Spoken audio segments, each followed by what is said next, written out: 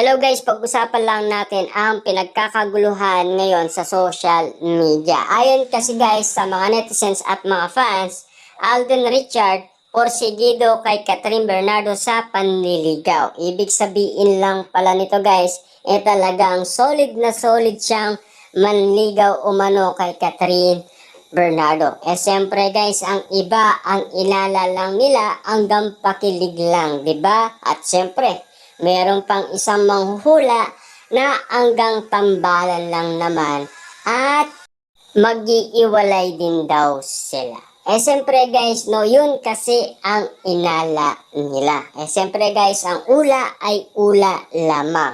Pero ang kapalaran nga naman guys ay pwede pa rin magbago. Kita nyo naman guys, Catherine at Alden, hindi nila akalain na kikita ang kanilang movie sa kanilang opening pa lang guys ay 85 million na. 'Di ba? May doubt at kaba at lungkot, baka daw sila ay mapahiya. 'Di ba? 'Yun naman guys sang-ayon sa pakiramdam ni Catherine Bernardo at Alden Richard at Direk Cathy. Papaano naman guys ang pakiramdam ng kanilang mga puso? 'Di ba? Hindi naman siguro guys ganon sila ka-sweet at kalambing kung walang ibig sabihin. Ayon sa mga netizens at mga fans, celebrity na nakakakita umano sa kanilang mga kinikilos. At ayon pa nga guys kay Luis Manzano, mahal mo na yata. Diba? Ibig sabihin ng mahal mo na yata, umiibig na itong si Alden Richard kay Catherine Bernardo. Paano naman guys ang mga katanungan ni MJ Felipe na hanggang ngayon guys wala pa rin kasagutan na kung sino ang laman ng puso ni Alden Richard, 'di ba? Wala pa umanong rason para agad-agad ay magsalita itong si Alden Richard. Ang basta't alam natin, siya ay solid na nanliligaw umano kay Catherine Bernardo. Period na yon. Ayon sa mga netizens, mga fans, at siyempre, binuking nga naman kasi guys ni Ogie Diaz ang isang Alden Richard na lihim nga naman guys nagliligaw kay Catherine Bernardo. Siyempre, malinaw na malinaw guys na galing daw ito sa kampo ni Catherine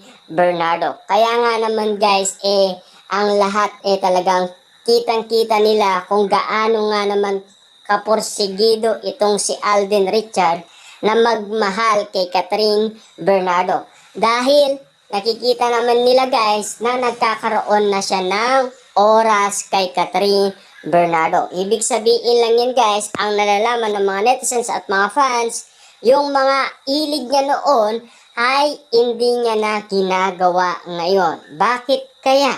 Nakapokus na siya kay Catherine Bernardo. At ano kaya guys ang kadahilanan? Bakit ngayon palang nag-anak ng girlfriend si Alden Richard? Dahil ba nagsalita ito sa kanyang edad na malapit na siyang ikasal? 'Di ba? At paano nga naman siya ikakasal kung wala naman itong girlfriend? 'Di ba? At wala pa tayong napatunayan guys na ilang years na sila or ilang month na sila, 'di ba? Kasi mahirap nga naman kasi guys na madulas ang iyong bibig kung wala pang patunay na siya ay meron ng girlfriend. At lalo-lalo na guys, siyempre, 'di ba? Laging pinag-uusapan kasi ng mga netizens at mga fans ang sinabi ni Catherine Bernardo na mauuna daw ikakasal itong si Alden Richard, 'di ba? At siyempre, iba daw ang kanyang magiging asawa. Kaya nga naman guys, nalungkot bigla ang mga netizens at mga fan. Ibig sabihin ba nun guys, pinutol na ni Catherine Bernardo ang kanilang relationship na sinasabi na sila ay mag-on na. 'Di ba?